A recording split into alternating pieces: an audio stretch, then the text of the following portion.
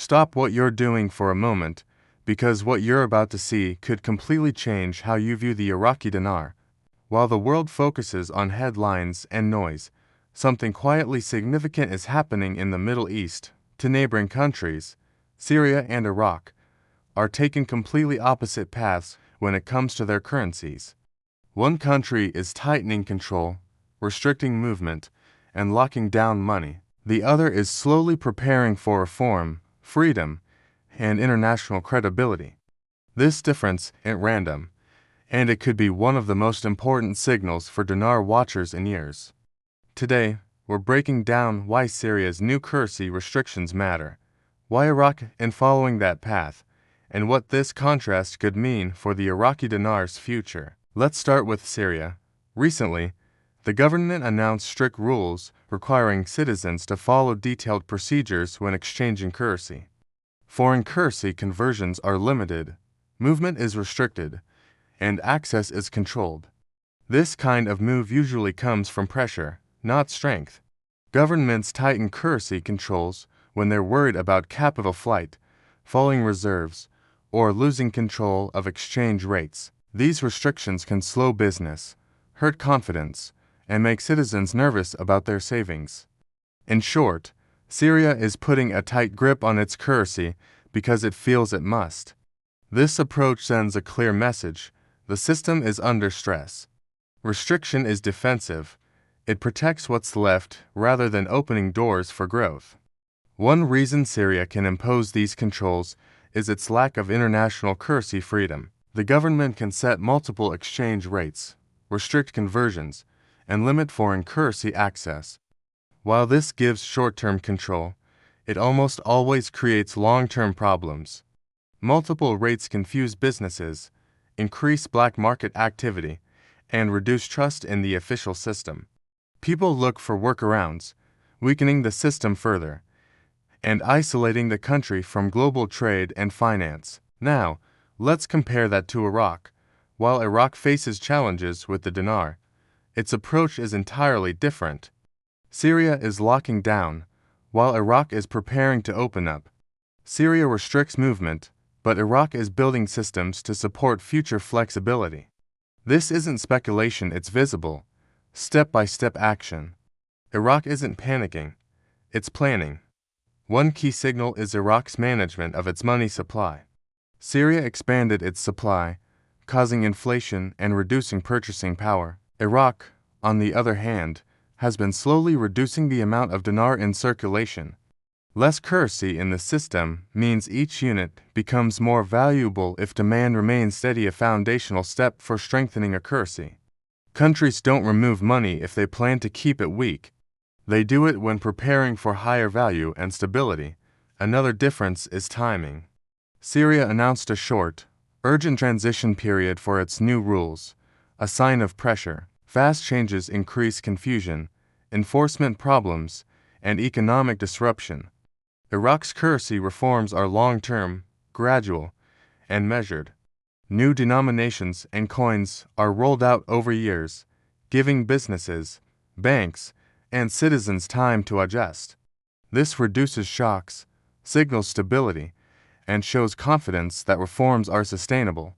Preparing lower denomination notes and coins is another important signal. Countries don't invest in small units if the currency remains extremely weak. Iraq's preparations are costly and technical, involving design, printing, logistics, and banking integration. Doing this shows they expect the dinar to have stronger domestic and international value over time. So, what does currency freedom mean in practice? A freely moving currency can be exchanged without special permission, used in international trade, and trusted by foreign investors. Restrictions limit growth, discourage investment, and isolate economies. Syria's path makes foreign engagement difficult. Iraq's path makes it easier. It's not just about exchange rates, it's about credibility. Businesses invest when they can trust the system. Could Iraq suddenly impose restrictions like Syria? Anything is technically possible, but probability matters. Iraq's visible actions, years of cooperation, system upgrades, and gradual steps point to continued reform, not reversal. Long-term strategies are rarely abandoned without major shocks. Every step Iraq takes continues in the same direction, building infrastructure, adjusting supply, and preparing for broader participation. This contrast highlights economic confidence. Restrictions come from fear of capital flight. Freedom comes from confidence in reserves and policy. Iraq's actions suggest it can handle openness. Syria suggests it cannot.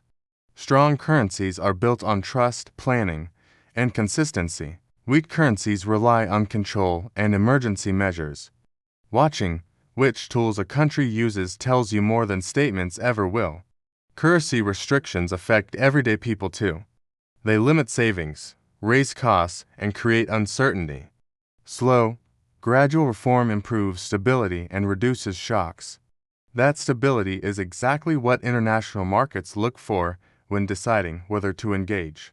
Reputation builds value over time. Global economic trends also favor Iraq's approach. Digital transactions, cross-border trade, and integrated markets make restrictions harder to enforce.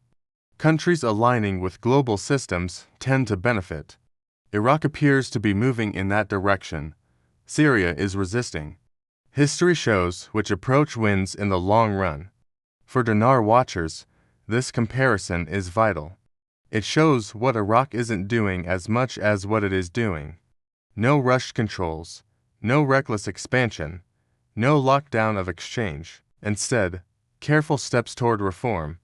These steps don't guarantee outcomes, but show intent, and intent matters in currency development. Timing is always uncertain.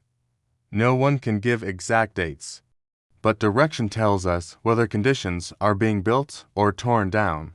Right now, Syria is tearing down flexibility. Iraq is building it. Slow, sustainable change usually lasts longer than quick, panic-driven moves. International confidence grows over years, not weeks. Iraq's gradual approach reflects long-term coordination, not emergency decisions. When you step back, the contrast is clear. Syria signals defense. Iraq signals preparation. Defense protects against loss. Preparation positions for growth. For anyone watching currency trends, that difference is hard to ignore. Actions reveal priorities. Iraq focuses on reform, stability, and integration. Syria focuses on control and protection. Both choices have consequences, but the directions are very different. Consistency is key. Iraq has been steady, step by step, without panic. Consistency builds trust, trust builds value, and value grows over time. That's why this Syria-Iraq comparison matters. Focus on the signals, not the noise. Watch what governments do, not just what they say. Currency stories are written in policy, not headlines. And right now, the story of Syria and Iraq is telling two very different tales. Stay informed, stay patient, and focus on direction. For anyone tracking the Iraqi dinar, understanding these actions could make all the difference in seeing where the currency may be headed.